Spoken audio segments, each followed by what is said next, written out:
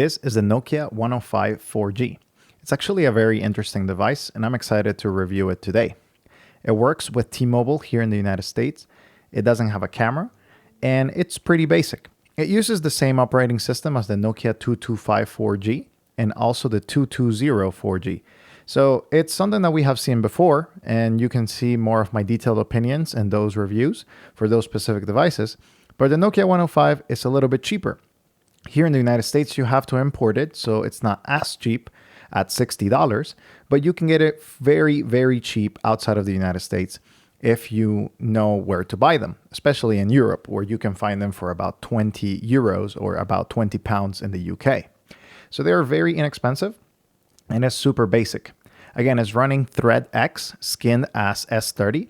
It does have your commodities, such as Snake and a couple of extra games here and there. They're not going to waste a lot of your time, but they're for maybe passing the time at a doctor's office or something like that. As you see, the SIM card just updated right there, and the internet does work. So it does have an internet browser, but because it's so small and so slow, it's not going to be the best experience ever. So I don't necessarily recommend it. It does have access though if you're in a pinch and you need something in specific.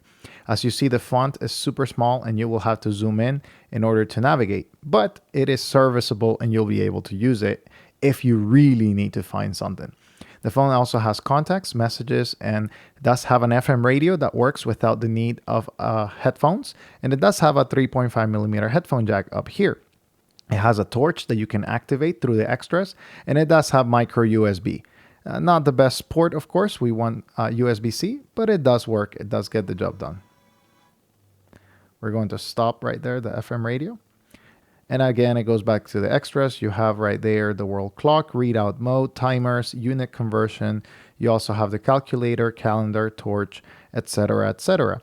And it's, again, very snappy, very easy to use. Battery life, as you see, I'm almost depleting it, but this is after 2-3 days of usage. So it can go probably 3 or 4 days depending on your usage. And I've been trying to use it a lot. It does have, again, a couple games here and there. It does have some settings. Language settings, you can put it in French. Let's see, Netherlands, that is not a language. That should say Dutch. Then Brazilian Portuguese. Latin American Espanol right there. So it does have a couple of options for languages, not a ton. You also have auto power on and off as it is used to for the Thread X devices. You have call settings, call waiting, call divert, barred, the blacklist right there, fixed dialing number, hide ID. Others, a couple of extra opinions with auto redial, reply SMS, flight mode, select, and you can select different options in here. I have not played with all of these, but again, calls work here on the T-Mobile network, the US Mobile White SIM card. So at least it's able to work here in the United States with VoLTE LTE on MVNO networks. When it comes to text messaging, it does not have T9, or at least I haven't been able to find it over the last couple of days, but it does have a dictionary. So you're able to use ABC modes and its different capacities. So triple click right here, as you see, it will do that. So hello will be a little bit more tedious than usual, but it is serviceable and you'll be able to send text messages. It does not have the ability to send group text messages, as most Thread X devices, at least the older ones, don't have that ability. Here you have an inbox. My inbox is empty. And you have also the sent items, the drafts, distribution list if you want to send a lot of messages. You also have screen messages. I don't know what that function is. I haven't been able to find anything for it. But again, the Nokia 105 is a very good device, and it does get the job done for being a basic phone. I think it has a lot of promise.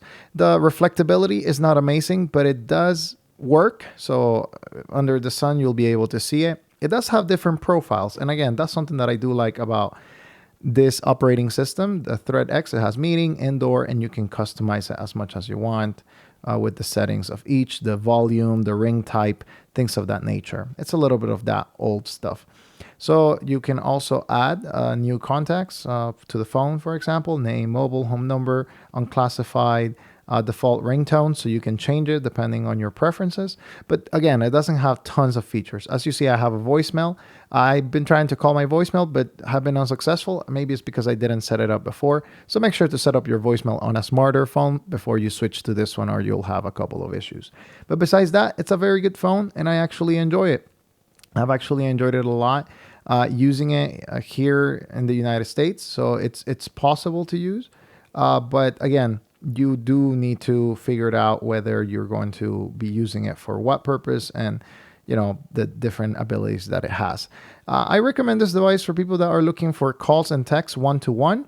It's a cheaper alternative to the Mudita Pure or to other devices that may be that basic, that don't have a camera. But if you're looking for something with more support, this may not be it, as is probably will not see any extra updates in the future. But that's it for this device, the Nokia 105. Actually, I enjoyed my time using it. And if you have any questions about it or any of the other devices, make sure to put it in the comments below. I'll be interacting with you guys. See you in the next video.